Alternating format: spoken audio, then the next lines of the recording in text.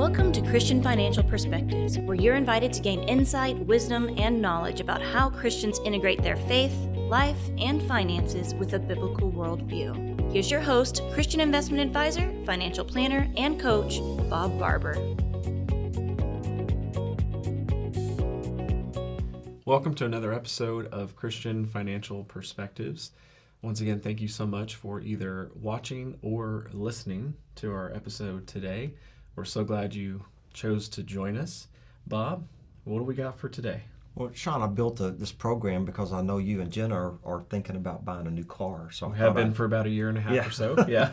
It has not been a quick, knee-jerk decision by any means. So today is a very important subject for that. Or if you're about to buy a new home or any big financial decision, and I'm calling it 7 steps before making big financial decisions. That's good. Okay, and I consider a large financial decision, take your income, your annual income, multiply that by 2 to 5%, and I consider that to be a large financial commitment. Yeah, I think that's fair. So, if you have a $100,000 income, $5,000 decision, anything larger than that is considered a family big decision. Okay, so these are 7 steps I think are especially important for a Christian to think about before making, because as you know, I believe God owns it all. Yep. And I believe that all financial decisions are spiritual decisions as well. Yep. Hence why our name is Christian Financial Advisors. We have Christian first. That's right. Because it should be part of all financial decisions. That's right. So there's 7 steps. All right. Okay. Let's go with step number 1. And you can see where I am on this one, right? Pray about it. Yes. This one is very important. We're going to go to James 1:5. If any of you lacks wisdom, you should ask God, who gives generously to all without finding fault, and it will be given to you. And again, like I said, for a Christian, all major financial decisions are spiritual ones, especially if it's a large one that's going to affect your giving. That's true. Okay. Yeah. And also remember that God is the owner and we are the managers. That's right. We're the stewards. That's correct. Bob, you want to go number 2? Step number 2 is turning to God's Word. I believe there's over 2,000 scriptures that have to do with stewardship and how we handle what God has given us. I especially like the book of Proverbs and Ecclesiastes. Yep. And all these different scriptures, God has given us resources to look at this. And I like the parable of a good steward and a bad steward. And I think that Luke 16:10 through 13. So Sure. the 16th chapter, 10 through the 13th verses really sum up the parable of a good and a bad steward. So, Shawn, if you'll read that for us. Sure thing. So again, that's Luke 16:10 through 13. Whoever can be trusted with very little can also be trusted with much. And whoever is dishonest with very little will also be dishonest with much. So if you've not been trustworthy in handling worldly wealth, who will trust you with true riches? And if you have not been trustworthy with someone else's property, who will give you property of your own? No one can serve 2 masters. Either you will hate the one and love the other, or you will be devoted to the one and despise the other. You cannot serve both God and money. This parable to me, if you bring it to real life, which is real life, is that it's really saying, how are you doing with the small things before I give you more? And I always think of this with a child. If I give a child $10 and they do very well with that, maybe I'm more apt to give them $12 or $15, and they do well with that, maybe I can give them $20 now. Yeah. So I think that God is looking at what He's given us and seeing, how do we handle that before He gives us more to handle? Are we being a good steward with it and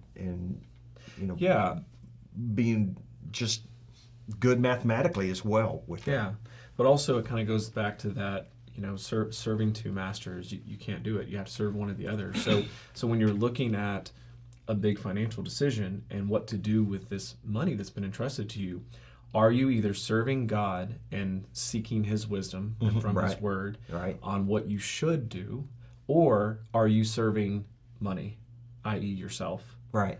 And what you want to do, not what God wants you to do with it. Is there a big, we have the throne, and is ourselves on the throne or is Christ on the throne? Amen. And I got that from the the old from the 4 spiritual laws from a long time ago, and I remember that from Campus Crusade, and we would give out the little tracts, and it had that in there, and I still remember that, and it's very powerful. So step 3. Number 3, be patient. Be patient. I have be patient. been feeling this one because with Jenna and I having 2 kids now, there's been many a times where we really wanted someone to ride with us or give someone a ride from church or whatever it is, and it's kind of hard when you've got 2 parents, 2 kids with car seats, and both of your vehicles have 5 seats. Yeah. There's really not room for anybody, and we've been waiting, and the car market, has been crazy, and it has been. And as much as we wanted to get something, it hasn't felt like the right time, and now it feels like things have aligned somewhat. They're like, okay, well, maybe before the end of the year, but I can definitely tell you it is much easier said than done to be patient. And it's such a large decision today. But it's important. Oh, very. So be patient. Galatians 5:22 through 23. Yep. But the fruit of the Spirit is love, joy, peace, patience, kindness, goodness, faithfulness, gentleness, self-control. Against such things there is no law. No law against that, right? Nope. Be patient. And I say that because 98% of the time, whatever you're purchasing, there's more of it coming from somewhere. Yep.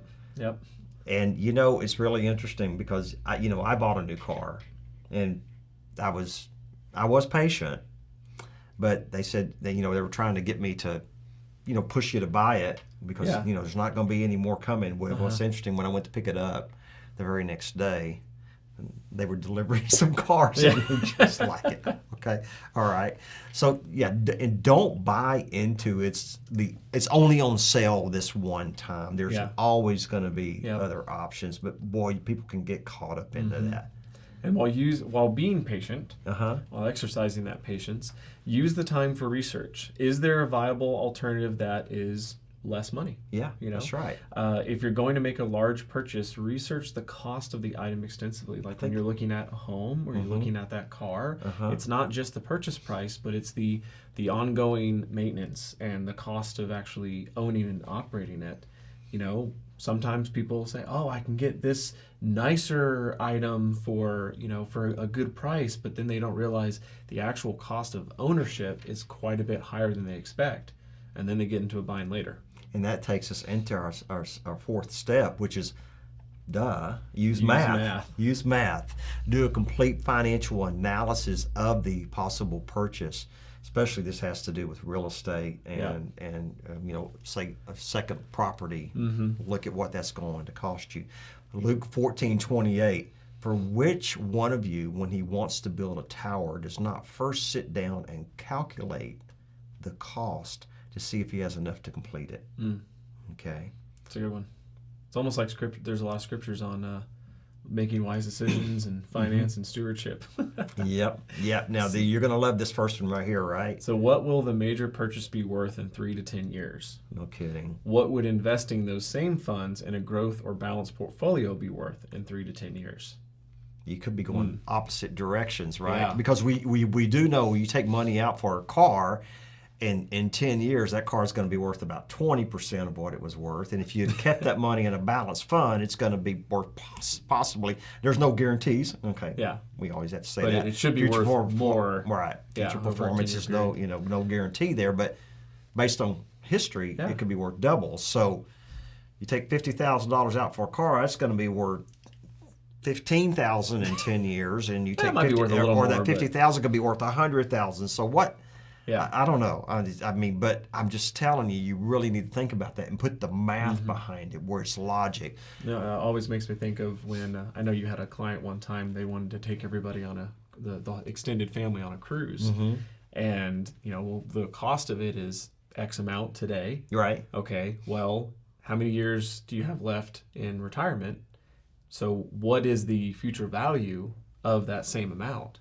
10 years from now, 15 years from now, and it just because the value of leaving it invested typically is going to be more doesn't mean that it's a bad decision, but it's just something to take into account. That's right. We have those decisions all the time, and we put them into our calculations. And it's okay to take that big vacation with your family, of course. It's okay.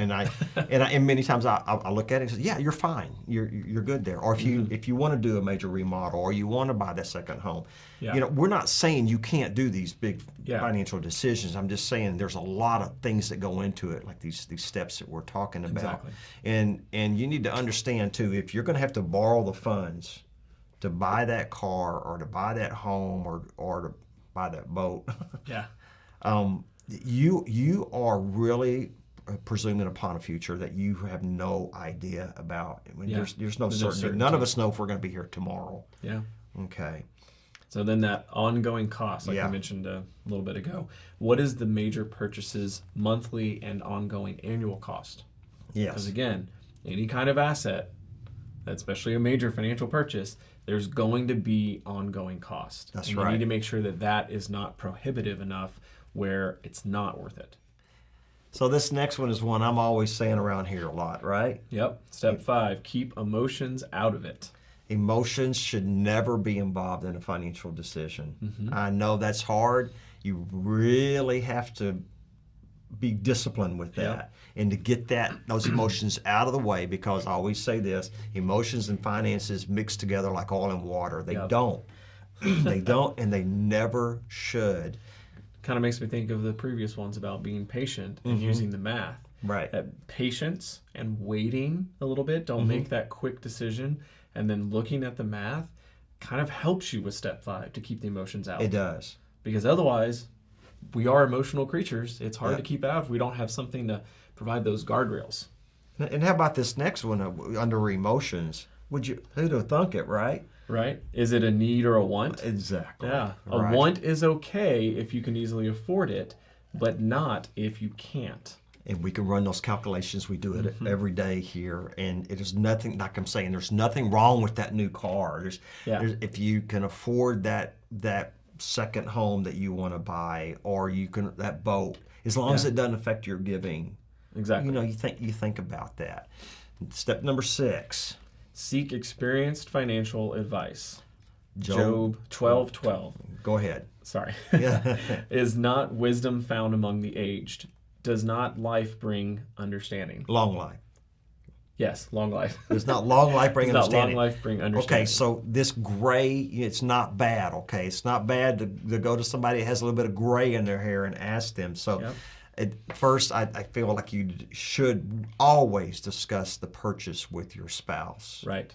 Okay. Guys, I'm telling you, make sure mama's happy, all right? Are you both in agreement about this? And the next thing is ask an experienced financial advisor, as well as an older parent, grandparent, or older friend who is financially successful. That's right. You want to get your advice from the eagles, not the turkeys. Okay. All right. So That's if good. they've been financially successful, that's a good person to go ask advice from. Yeah. If they haven't, they may be a great person, but I don't think you should get financial advice from somebody that is not financially successful. Okay. Well, plans fail for lack of counsel, but with many advisors they succeed. So that's you right. may have someone who's a great spiritual advisor, but may not be as good of a financial advisor. Yeah, but hopefully they are. Hopefully they're both. Okay, because they need to be reading Proverbs and Ecclesiastes too. Okay, and the last step of all this is apply what we call the live, give, owe, grow method, okay? Money can only be spent 4 ways. It's that simple. Live, give, owe, and grow. And one of those categories is going to be affected when you make a large purchase decision, So right? kind of think of it as like you've got the pie chart, you've got the live category, you've got the give, charity, donations. Right. You've got owe, whether that's taxes or debt, and then you have grow. So in that pie chart, if one of them gets a little bigger, the other's got to come down. one or more of the others have to go smaller. And live is just your budget. That's your overall. That's your overall budget. And then giving, of course, is the charities and your tithe. And when we're always going to owe, even when we're debt free, we're still going to owe the government. Right? I mean, and even like property tax. I feel like I'm renting from government my own house, all right? And then grow has to do with growing your assets in the future. That's right. So if you're spending too much, you're not going to be able to grow assets for the future. That's and right. you're not going to be able to give as much. They're all interconnected. And money, it has to come from somewhere. What's the old saying? It doesn't grow on trees. It doesn't grow on trees. But if you find one, please send us Send us some of the seeds or something. That'd be great. Would be great, wouldn't it?